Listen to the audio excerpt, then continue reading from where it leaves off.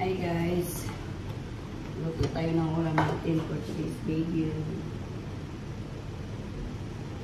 Kailangan ko muna yung kanin ko guys kasi parang ano na, lagay tayo ng kunting mantika.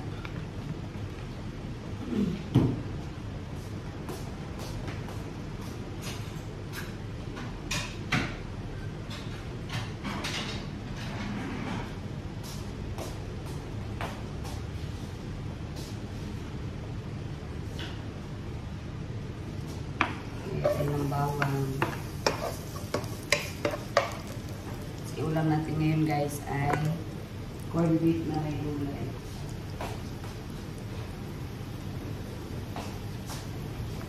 Para mag-iba na naman guys.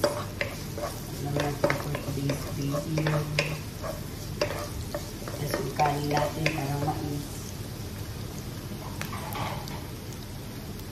Para hindi lalo magbigat sa tiyan.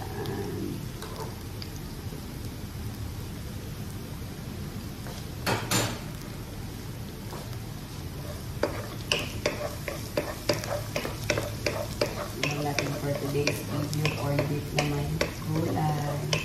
Parang pinakdito siya guys, pero kaso lang inilagay ko bukan corned beef. Para mag-iba naman guys, kahit tayo ng gulay. Kasi parang healthy tayo kasi nagtrabaho tayo ng gabi. Iba yung tulog natin. Kunti lang sibuyas natin guys kasi namahalan sibuyas ito sa healthy. Char. Hindi lang guys, pinagdian ko lang siya. Pero tamad lang ako mag-slice. Ang dami namang sibuyas yun. Nagtamad sumahal si mama.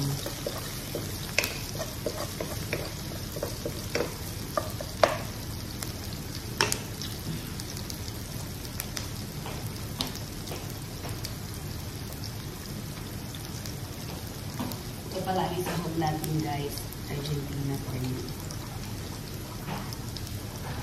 Mora tayo.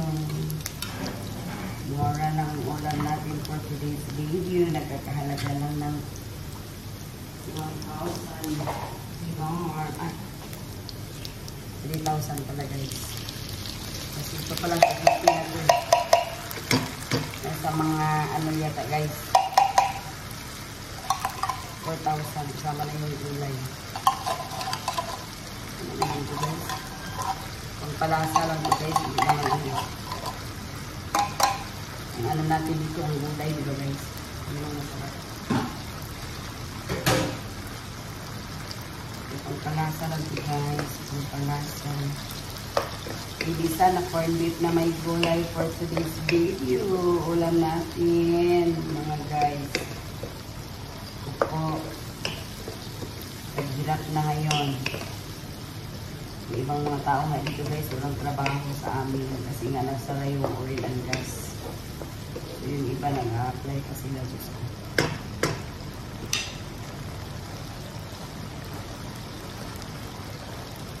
Meron din tayo isda dito guys, ipiprito natin ito si, ano to guys, sibas. Ipiprito natin ito guys, masarap to guys.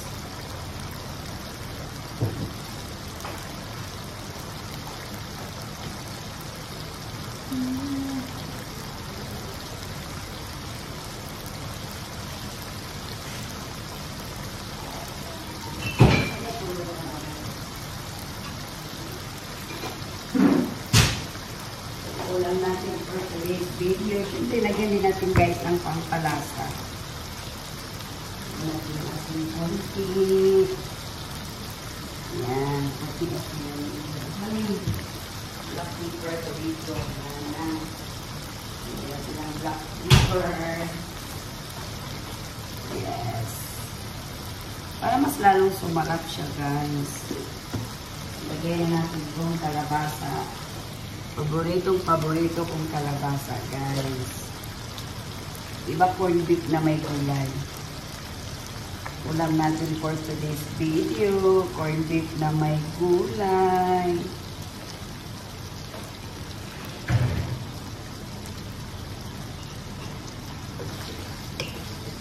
Yan. Tapos mayroon din tayong sitaw at saka lagyan na din natin ito guys, yung beans. Lagayan natin to guys para mas lalong lumasa na siya. Ayan. Lagyan natin konting tuyo. Konting pagpalasa. Para mas lalong sumarap. Ulam natin for today's video. Diba guys? Minsan din kakainin tayo ng gulay. Lalo na yung trabaho natin pang gabi. So, lagyan natin konting tuyo. Para mas lalong itim siya. Itim ng konti siya. Yan.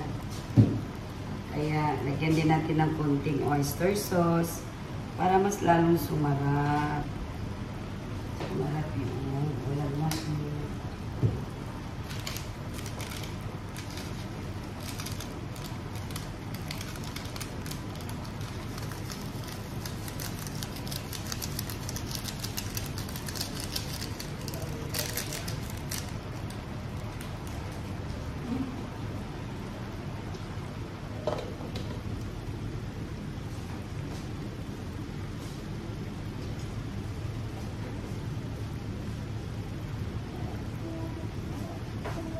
Takpan natin siya guys. Takpan natin ng konti.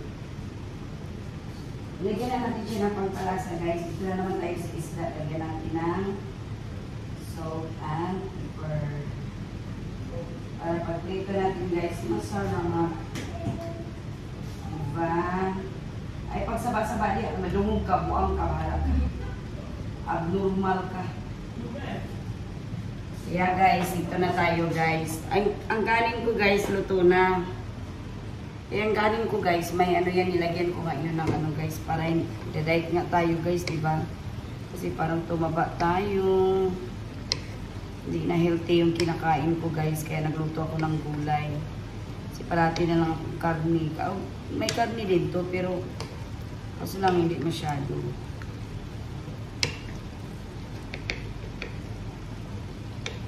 Ang yummy na niya guys. Diyos ko po.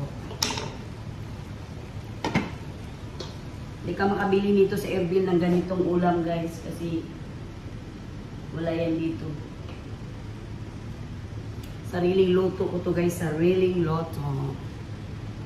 Minute ba yung cellphone natin guys? Hindi naman.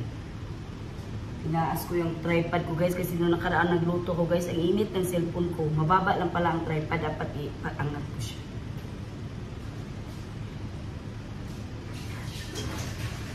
Kain na rin tayo. Kasi magtatrabaho pa tayo. Ang hirap talaga guys, pag gabi yung pasok mo. Kasi inaano mo yung oras na makatulog ka ng ilang oras. Kasi pag hindi pagod ang katawan mo guys. Kaya ako kailangan ng vitamins, kakain ng prutas, kakain ng gulay. For today's video. Yan. Yan ito guys. Yan ito guys. May pumasok pa na iro dito guys. Baliw. Yan. Tingnan mo guys. Napakasarap tingnan, di ba? O, ito na guys. Masarap na to tingnan. Kasi may nag-ano sa amin dito guys. Magawa. Yan. Mayroon din tayong okra guys. Ang kaso lang ang okra dito guys. Tingnan mo yung okra dito guys. Hindi yung finger. Tapos magprito tayo ng isda. Tapos ang kanin ko guys. Magprito ako ng isda. Masarap talaga ang kain ko. Kasi ako magtatrabaho ng gabi. Alam mo na guys, iba ang trabaho sa umaga, iba sa gabi. Kasi gabi guys, puyat ka talaga, hindi ko alam. Hinahanap mo talaga yung tulog na masarap. Tulog na mahimbing. Doon makatulog naman ako guys, hindi naman ibig sabihin na hindi ako makakatulog ako ng 8 hours minsan, 10 hours, wala akong lakad. Pag wala talaga akong lakad guys, inaano ko talaga. Inaano ko talaga na matulog na matulog.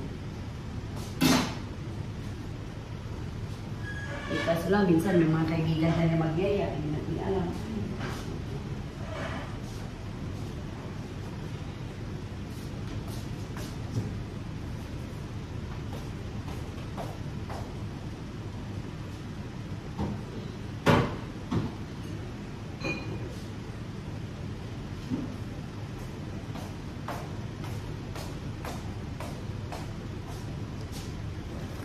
kahapon guys, ulam ko munggo.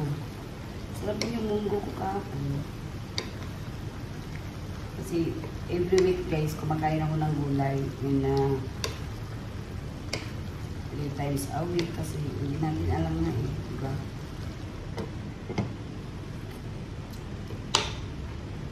May sinasabi-sabi naman sila ngayon guys na babalik na yung corona. Yun po. Yung gagawin. Ito yung kunti kasi. Parang ito lang kasi. Ang bango niya guys. Ang bango talaga. Mabango siya. Mabango yung corned beef. Mamaya ko yung nilalagay yung okra guys. Kasi paglagay ko yung okra, ayaw ko yung okra na maglaway-laway. Yung parang lumalabas yung laman niya.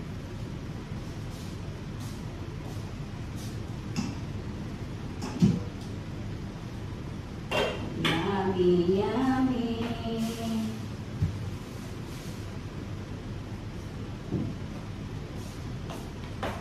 Ano rin kami ditong upo guys. Oh. Dinala ng kaibigan namin galing yata itong namas. Sarap dito guys, lutuin lagyan ng tinapa. Guys, no? O sardinas. Sardinas kasi yun sa amin tinapa yun. Pero sa Tagalog, sardinas. Ito guys, masarap. Bukas ko ito lutuin pag wala akong ulam. Ang dami din nila mga gulay-gulay dati. Galing sa ano guys. Ang iwan ko kung ano nila dito. Farm nila doon ito eh. Yung mga Pilipino nagtatayo-tayo yung guys. Humingi ako pa ba niya. Yung babae mo sa serving guys, humingi. Namimigay naman din sila. Ano yung nila yun, di ba? Hindi naman nila yung maubos. Kasi namihingi ako ng talbos ng kamuti. Hindi nila. Talbos ng kangkong. Yan na guys. Malapit na to guys.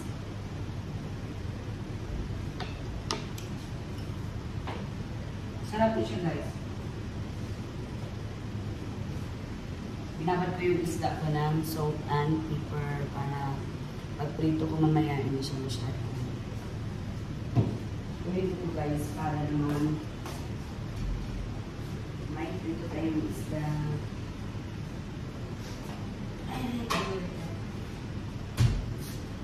Gagamitin ko na oil guys, yung used oil ko na ginamit ko sa pagprito ng yan. Hindi pa lang ako sila eh.